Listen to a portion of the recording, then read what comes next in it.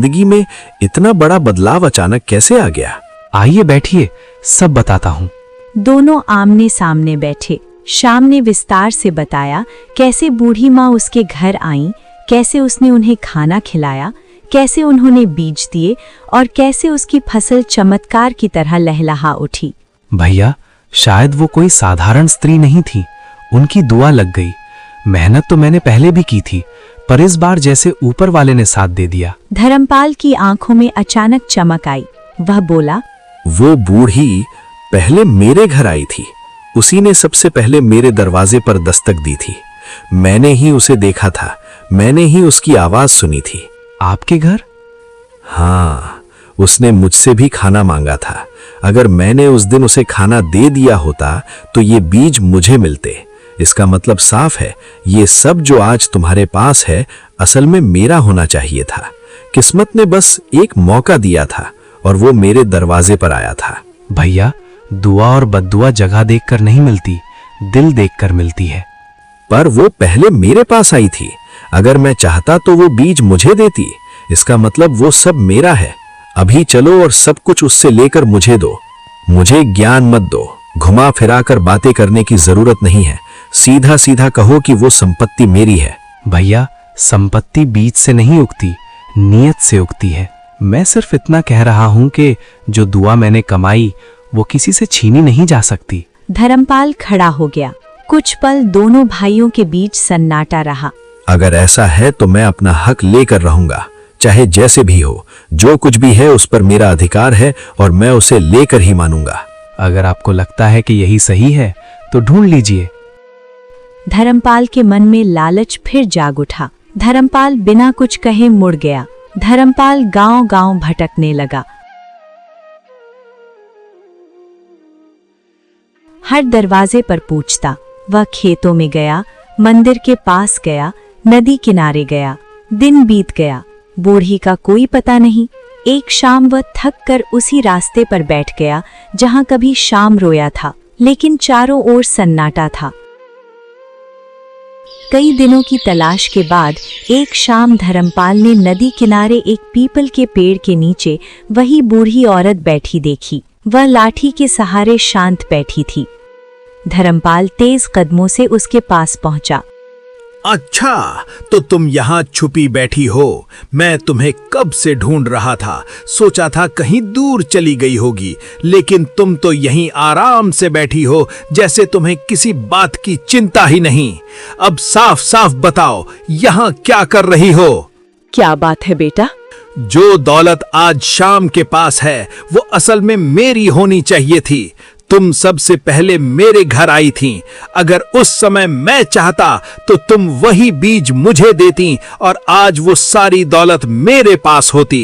इसका मतलब साफ है कि जो कुछ भी उसके पास है उस पर असली हक मेरा है।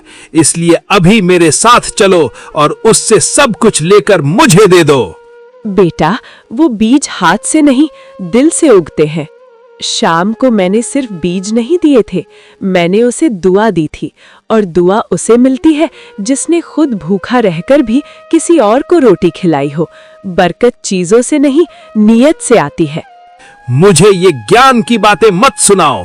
मैं कोई बच्चा नहीं हूँ जो तुम्हारी घुमा फिरा कर कही हुई बातों में आ जाऊं। मुझे सीधे जवाब चाहिए। साफ साफ कहो कि वो सारी संपत्ति मेरी है और उसे मुझे ही मिलना चाहिए, क्योंकि असली हकदार मैं हूँ। अगर बात ऐसी ही है तो सुन लो, मैं अपना हक लेकर ही रहूंगा, चाहे मुझे कुछ भी करना पड़े, चाहे किसी से भी भिड़ना पड़े। जो कुछ भी उस दौलत में है उस पर मेरा अधिकार है, और जब तक वो सब मुझे नहीं मिल जाता तब तक मैं चैन से नहीं बैठूंगा। बूढ़ी अब थक चुकी थी। जब इंसान समझाने से नहीं समझता तो उसे अनुभव सिखाता है। तूने भूखों को ठुकराया, मजदूरों का हक मारा, रिश्तों को अपमानित किया। अब तू वही जीवन जिएगा जिसे तूने तुच्छ समझा। आज से तेरी सारी दौलत खत्म। तू फिर से गरीब होगा ताकि तुझे दूसरों का दर्द समझ आए। अचानक तेज हवा चली। धर्मपाल घबराकर पीछे मुड़ा। दूर उसकी हवेली की दिशा में धूल का गुबार उठा। वह भागता हुआ अपने घर पहुंचा। जहाँ कभी संगमरमर की हवेली थी, वहाँ अब एक छोटी सी जर्जर झोपड़ी खड़ी थी। गोदाम खाली थे, नौकर गायब, धन दौलत सब गायब। धर्मपाल जमीन पर बैठ गया, उसकी आंखों से आंसू बह निकले। ये क्या हो गया? सब कुछ मेरी आंखों के सामने बिखर गया। जिस दौलत और घमंड पर मुझे इतना अभिमान था, वही आज मेरा साथ छोड़ गया। मैंने आखिर क्या कर डाला? शाम को पता चला, गांव में खबर आग की तरह फैल गई। शाम ने जब सुना तो उसका दिल कांप उठा। शाम तुरंत निकल पड़ा। वह उसी पीपल के पेड़ के नीचे पहुंचा। बूढ़ी अब भी वहीं बैठी थी। शाम उसके पैरों में गिर पड़ा। माँ जी, आपने ये क्या कर दिया? मेरे भैया से गलती हुई है, मैं मानता हूँ। उन्होंने मुझे ठुकराया, अपमान भी किया, लेकिन वो मेरे बड़े भाई हैं। उनका सब कुछ यूं खत्म हो जाना मैं कैसे देखूं? उनका घर, उनका व्यापार, उनकी इज्जत सब चला गया। ये उनके कर्मों का फल है बेटा। जो बोया जाता है वही एक दिन लौट कर आता है। घमंड और अन्याय का अंत हमेशा ऐसा ही होता है। अगर सजा देनी है तो मुझे दे दीजिए। उनकी जगह मैं सब सह लूंगा। मैं छोटा हूँ, मुझ पर जो बीतेगी सह लूंगा, पर उन्हें यूं टूटते हुए मत देखिए। उनका अभिमान टूटा है, अब दिल भी टूट जाएगा। तू अब भी उनके लिए रो रहा है, जबकि उन्होंने तुझे सबके सामने अपना भाई मानने से इनकार कर दिया था, तेरे आत्मसम्मान को ठेस पहुंचाई थी। भाई कभी पराया नहीं होता माँ जी। गलती इंसान से होती है, रिश्ते नहीं टूटते। आज वो भटक गए हैं, पर खून का रिश्ता मिटाया नहीं जा सकता। अगर मैं भी उन्हें छोड़ दूं तो फिर फर्क क्या रह जाएगा मेरे और उनके बीच? कुछ देर तक चारों तरफ गहरा सन्नाटा छाया रहा, जैसे हवा भी ठहर गई हो। फिर बूढ़ी ने धीरे धीरे शाम की ओर देखा और कहा, तेरी करुणा ही तेरी असली दौलत है बेटा। धन संपत्ति तो आती जाती रहती है, पर ऐसा दिल बहुत कम लोगों को मिलता है। ठीक है, श्राप पूरी तरह नहीं हटेगा, ताकि उन्हें अपने कर्म याद रहें, पर उन्हें फिर से मेहनत करने का एक मौका मिलेगा। अगर वे सच में बदल गए तो धीरे धीरे सब कुछ लौट आएगा। धन्यवाद माँ जी, आपने मेरे भैया को एक और अवसर दिया। यही मेरे लिए सबसे बड़ी कृपा है। जब उसने सिर उठाया, बूढ़ी वहां नहीं थी, जैसे वह हवा में विलीन हो गई हो। शाम अपने भाई की झोपड़ी पहुंचा। धर्मपाल जमीन पर बैठा था, चेहरा सूजा हुआ, आंखें लाल। श्याम, मैंने तेरे साथ बहुत बड़ा अन्याय किया। मैंने तुझे सबके सामने अपमानित किया, तुझे गरीब कहा, मजदूर कहा, तेरी मेहनत का मजाक उड़ाया। उस वक्त मुझे अपने धन और ताकत का इतना घमंड था कि मुझे तेरे दिल की तकलीफ दिखाई ही नहीं दी। और आज देख, वही मैं जो खुद को सबसे बड़ा समझता था, आज खाली हाथ खड़ा हूं। मेरी आंखें अब खुली हैं श्याम, मेरी गलती बहुत बड़ी थी।